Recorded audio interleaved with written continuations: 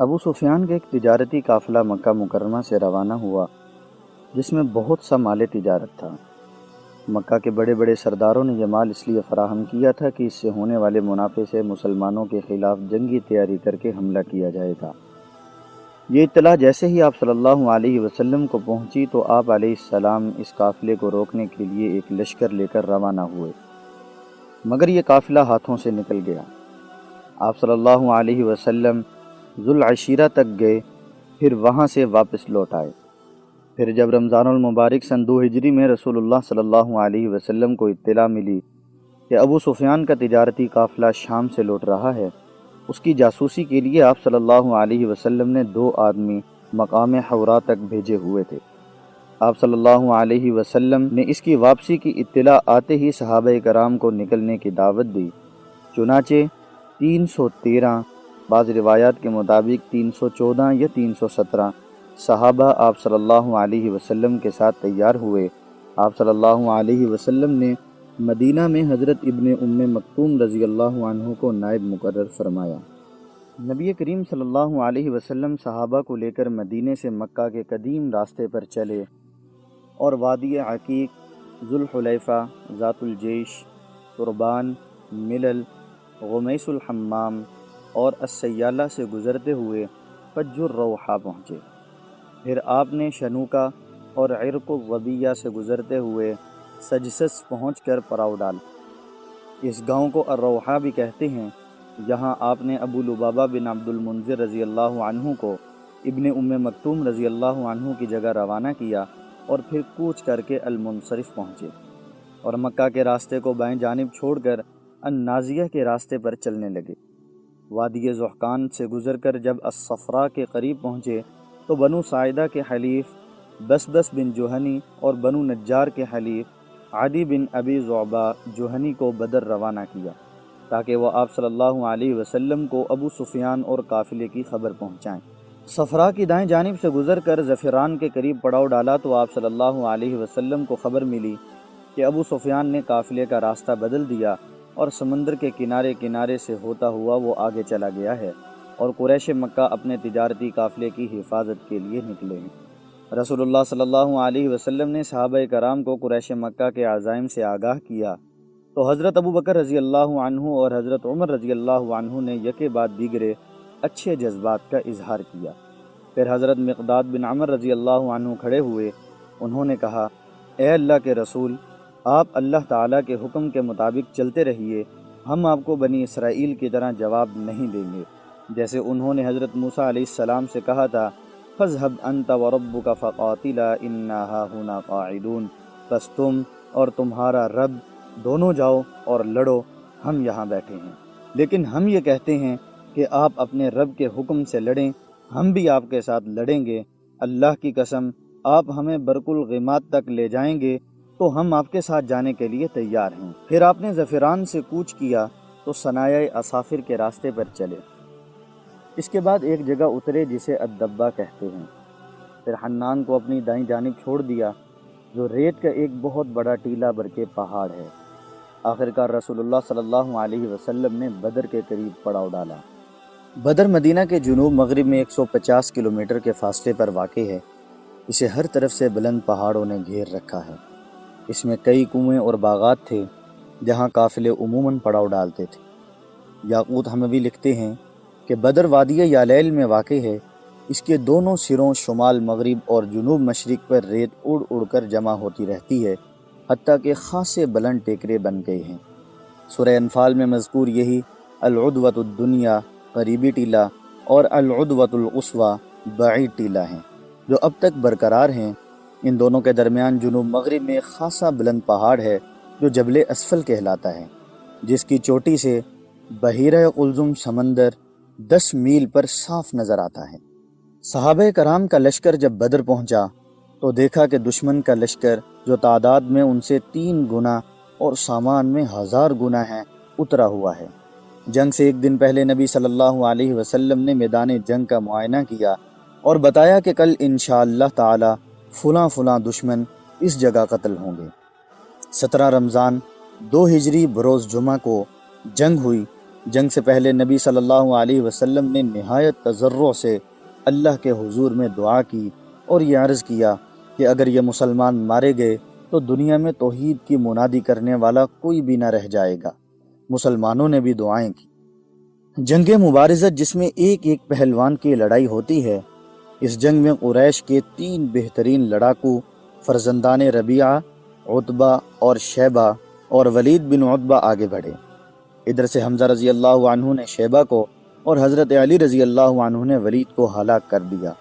البتہ عبیدہ رضی اللہ عنہ اور عتبہ کے درمیان 2 ضربوں کا تبادلہ ہوا، دونوں نے ایک دوسرے کو اچھی طرح زخمی کر دیا۔ اتنے میں حضرت علی رضی اللہ عنہ اور حضرت حمزہ رضی اللہ عنہ اپنے اپنے شکار سے فارغ ہو کر عتبہ پر ٹوٹ پڑے اور اسے قتل کر کے عبیدہ کو اٹھا لائے۔ ان کا پاؤں کٹ گیا تھا اور اس کی وجہ سے 4 یا 5 دن بعد مدینہ واپسی کے دوران صفرا میں ان کا انتقال ہو گیا۔ عام رن پڑا تو 2 انصاری نوجوانوں معاذ اور معوذ رضی اللہ عنہ نے ابو جہل کو تاک لیا۔ عبد الرحمن بن عوف رضی اللہ عنہ کی نشاندہی پر دونوں اس پر جھپٹ پڑے اور اسے بری طرح زخمی کر دیا۔ بعد میں عبداللہ بن مسعود رضی اللہ عنہ نے اس کی گردن اڑا دی۔ معوذ رضی اللہ عنہ تو اسی مارکے میں شہید ہو گئے۔ البتہ معاذ رضی اللہ عنہ حضرت عثمان کے دور خلافت تک زندہ رہے۔ کفر و ایمان کے اس مارکے میں 14 مسلمان شہید ہوئے، جن میں 6 مہاجر تھے اور 8 انصاری۔ مشرکین کے 70 آدمی مارے گئے اور 70 قید ہوئے۔ ان میں سر برآوردہ 24 سرداروں کے لاشیں کھینچ کر بدر کے ایک گندے کنویں میں پھینک دیے گئے۔ آج کل اس کنویں پر بیت الخلا بنایا گیا ہے۔ نبی صلی اللہ علیہ وسلم نے تاوان لے کر قریش کے سب قیدیوں کو چھوڑ دیا۔ کچھ اسیروں کا تاوان نبی صلی اللہ علیہ وسلم نے یہ مقرر فرمایا کہ وہ مسلمانوں کے 10 بچوں کو لکھنا پڑھنا سکھا دیں۔ مشرکین نے میدان بدر سے غیر منظم شکل میں بھاگتے ہوئے تتر بتر ہو کر گھبراہٹ کے عالم میں مکے کا رخ کیا۔ شرم و ندامت کے سبب ان کی سمجھ میں کچھ نہیں آ رہا تھا کہ کس طرح مکے میں داخل ہوں۔ ابن اسحاق کہتے ہیں کہ سب سے پہلے جو شخص قریش کی شکست کی خبر لے کر مکے وارد ہوا وہ حیثمان بن عبداللہ خزاعی تھا۔ لوگوں نے اس سے دریافت کیا کہ پیچھے کی کیا خبر ہے۔ اس نے کہا عتبہ بن ربیعہ، شیبہ بن ربیعہ، ابو الحکم بن حشام، امیہ بن خلف اور مزید کچھ سرداروں کا نام لیتے ہوئے کہا کہ یہ سب قتل کر دیے گئے۔ جب اس نے مقتولین کی فہرست میں اشراف قریش کو گنانا شروع کیا تو صفوان بن امیہ نے، جو کہ حتیم میں بیٹھا تھا، کہا کہ خدا کی قسم اگر یہ ہوش میں ہے تو اس سے میرے متعلق پوچھو۔ لوگوں نے کہا صفوان بن امیہ کا کیا ہوا؟ اس نے کہا وہ دیکھو حتیم میں بیٹھا ہوا ہے، بخدا اس کے باپ اور اس کے بھائی کو قتل ہوتے میں نے خود دیکھا ہے۔ ابو رافع کا بیان ہے کہ میں ان دنوں حضرت عباس رضی اللہ عنہ کا غلام تھا۔ ہمارے گھر میں اسلام داخل ہو چکا تھا۔ حضرت عباس رضی اللہ عنہ نے اپنا اسلام چھپا رکھا تھا۔ ادھر ابو لہب جنگ بدر میں حاضر نہ ہوا تھا۔ جب اسے خبر ملی تو اللہ نے اس پر ذلت اور سیاہی طاری کر دی اور ہمیں اپنے اندر قوت و عظمت محسوس ہوئی۔ میں کمزور آدمی تھا، تیر بنایا کرتا تھا اور زمزم کے حجرے میں بیٹھا تیر کے دستے چھیلتا رہتا تھا۔ واللہ اس وقت میں حجرے میں بیٹھا اپنے تیر چھیل رہا تھا۔ میرے پاس ام الفضل بیٹھی ہوئی تھی اور جو خبر آئی تھی اس سے ہم شادہ و فرحاں تھے کہ اتنے میں ابو لہب اپنے دونوں پاؤں بری طرح گھسیٹتا ہوا آ پہنچا اور حجرے کے کنارے پر بیٹھ گیا۔ اس کی پیٹھ میری پیٹھ کی طرف تھی۔ ابھی وہ بیٹھا ہی ہوا تھا کہ اچانک شور ہوا۔ یہ ابو سفیان بن حارث بن عبد المطلب آ گیا۔ ابو لہب نے اس سے کہا کہ میرے پاس آؤ، میری عمر کی قسم تمہارے پاس خبر ہے۔ وہ ابو لہب کے پاس بیٹھ گیا۔ لوگ کھڑے تھے۔ ابو لہب نے کہا بھتیجے بتاؤ لوگوں کا کیا حال رہا؟ اس نے کہا کچھ نہیں، بس لوگوں سے ہماری لڑائی ہوئی اور ہم نے اپنے کندھے ان کے حوالے کر دیے۔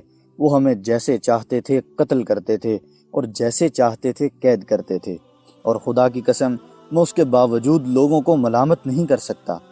در حقیقت ہماری لڑائی کچھ ایسے گورے چٹے لوگوں سے ہوئی تھی جو آسمان و زمین کے درمیان چتکبرے گھوڑوں پر سوار تھے۔ خدا کی قسم نہ وہ کسی چیز کو چھوڑتے تھے اور نہ کوئی چیز ان کے مقابلے ٹک پاتی تھی۔ ابو رافع کہتے ہیں کہ میں نے اپنے ہاتھ سے خیمے کا کنارہ اٹھایا اور کہا وہ خدا کی قسم فرشتے تھے۔